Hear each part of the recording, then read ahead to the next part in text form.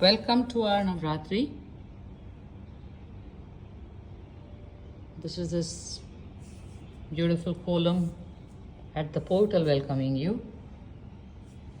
The columns always used to be made out of rice flour because not only is it beautiful and standing out, but also it used to feed all insects. Navaratri itself means 9 nights.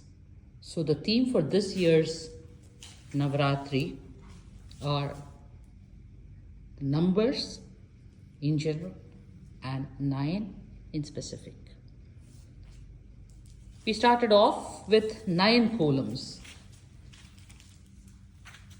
The columns are all including the one outside. We have 9 of them. And some of these columns are also made out of Navadanya, or 9 grains. There is this peacock here which is made of Navadanyam. There is the Ganesha and also this flower made of Navadanyam.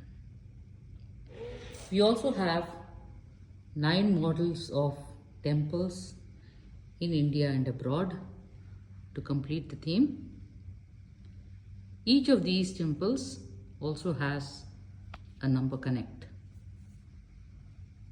At number 1 we have the Ekambaranatha temple, which is in Kanchipuram. The story of the temple is that Parvati meditates under a mango tree and Shiva appears in front of her in the form of that mango tree. Eka means one, Am stands for mango, and since he appeared in that form, it's called the Ekambaranatha temple. Ambara also means a piece of cloth, and Shiva is called Ekambaranatha also for that reason. The shrine of this temple has got a Sahasralingam, which is 1008 Shiva lingams in one. The Kalyanotsavam in this temple is very special because Shiva and Parvati appear together in this temple. There is a 3500-year-old Sthala Vriksham, a mango tree, in which from the 4 branches of the tree, 4 different varieties of mangoes are appearing year after year. For number 2, we had Shabarimala. The word Ayyappa is made from 2 words, Ayya and Appa, both of which mean father. So for number 2, we chose this, and he is also Hari Harasutan. There are also other number connects. People who go to the temple observe a period of fasting for 40 days, which is a mandalam. And there are also 18 steps leading up to the central deity. The first 5 steps represent the 5 sense organs. The next 8 steps represent the ragas, the emotions, like kama, krodha, lobha, moha, mada, and matsarya. Then you have 3 gunas in the next 3 steps, and then vidya and avidya, which is knowledge and ignorance. So for any objective we need to achieve the ultimate, we need to basically surmount all the other distractions that come in our way. And the central deity itself, the very pose, represents self-control. The mudra he has in his hand, the belt around his knees, all represent mind control. So for 2 we had this. And for number 3, we had the Kashi Vishwanath temple in Varanasi.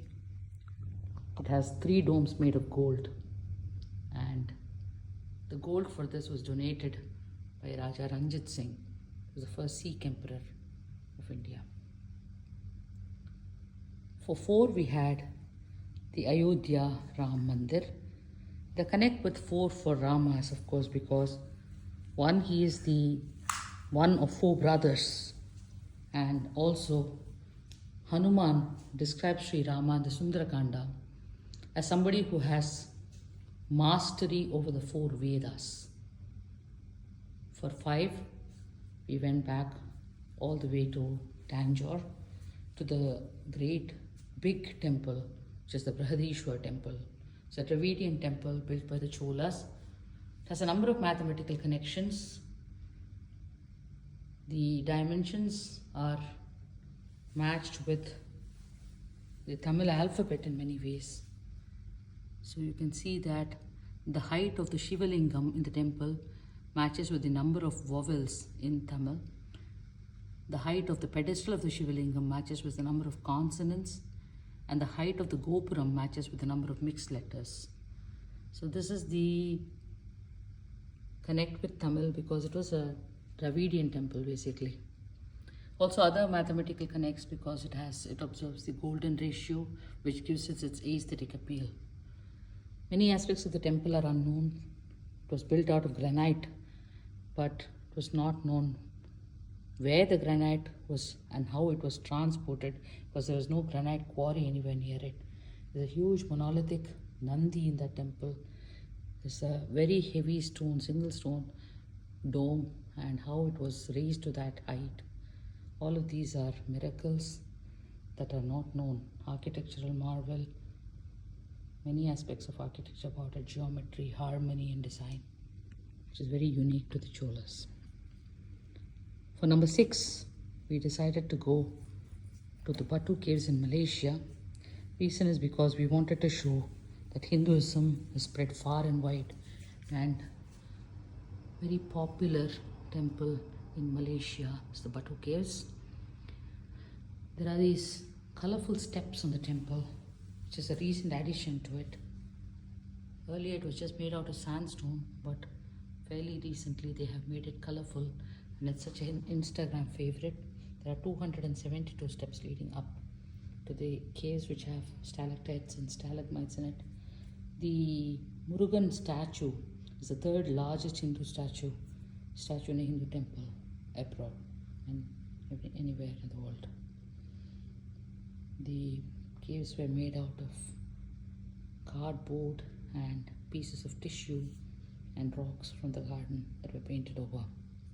For 7, we have Sri Rangam because there are 7 prakaras around the central sanctum sanctorum. It's an ancient temple. The idol is made not out of just stucco, which is limestone and rocks, but also out of camphor and jaggery and honey and musk and sandalwood. This beautiful Shivalingam we have here is also made out of thermocol by us. This is the central exhibit. We have the Krishna, we have the Chettiar Bomme, we have the building of the Rama Setu, Pallanguri. Some of these dolls, like this wedding set out here, are more than 50 years old. Used to belong to my mother-in-law. So was this Muruga before he got this new coat of gold paint, and he's glittering there. For number 8, we decided to go to the Lotus Temple in New Delhi. This is a Baha'i temple, but we were fascinated that even though it's not a Hindu temple, it also has this motif of the lotus, which is very much a motif that is embraced in Hinduism and also in Buddhism, especially an 8-petaled lotus, and therefore 8.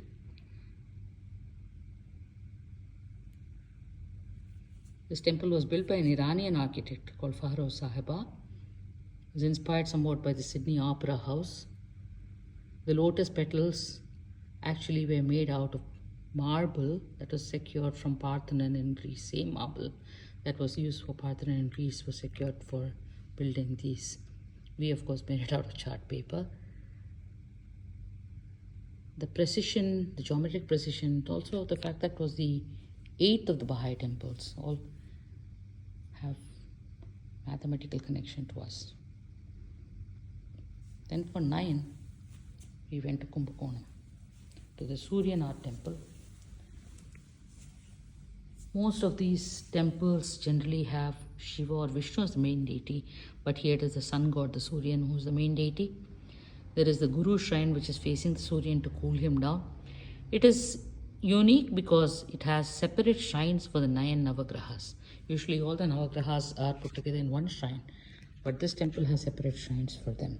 It's also very popular for anybody who wants to do parigaram for the Graha dosha and all.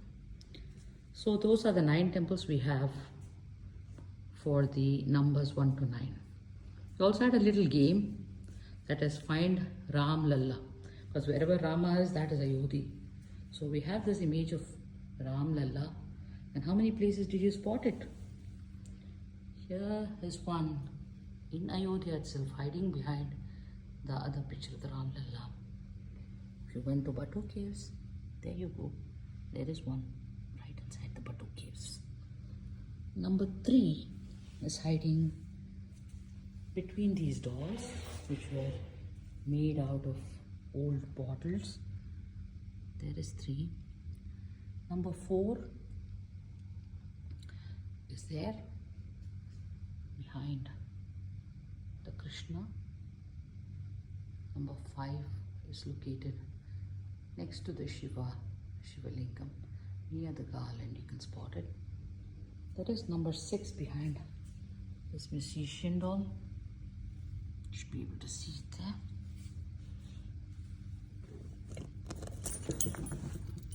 Yes.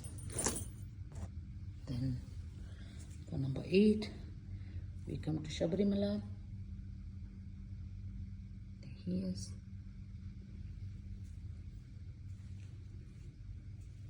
I think that is number 7. Number 8 is here in the big temple. There he is, hiding in his playful way. Where's the last one? Can you spot it? Can you spot it? Can you spot it? There he is, hiding behind the leaves. That brings us to the conclusion of our Navaratri. I hope you liked this presentation, and do let us know what you think about it. Thank you.